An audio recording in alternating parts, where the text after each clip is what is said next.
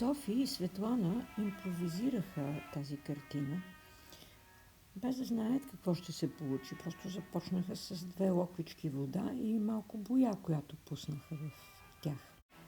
Когато решиха, че картината е завършена, те я разгледаха внимателно и започнаха да мислят какво всъщност са изобразили. Според нас това е една граница.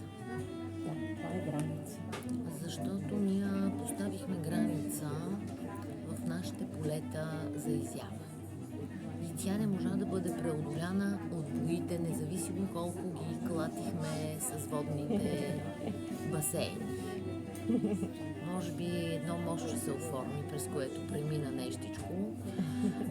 Опитахме се да разделиме гамите, нали, цветовите, от което малко се отклонихме от това, което всяка би искала да сложи.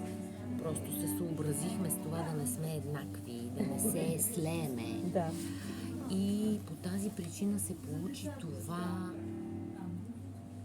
неясно нещо.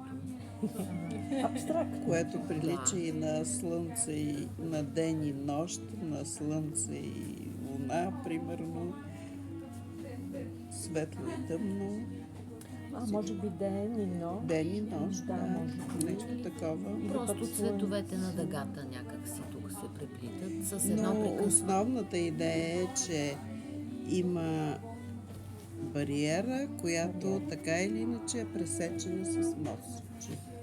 Ага.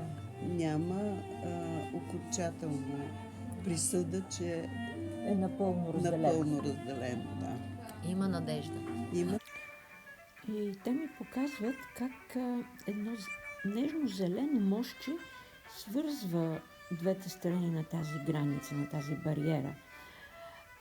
Освен това, виждам едно червено нещо, един червен цвят, който по-дълбоко, тайно също ги свързва. Май метафора се е получила за всичко, което е разделено, но всъщност би могло и да Да се съедини. Да, нежно.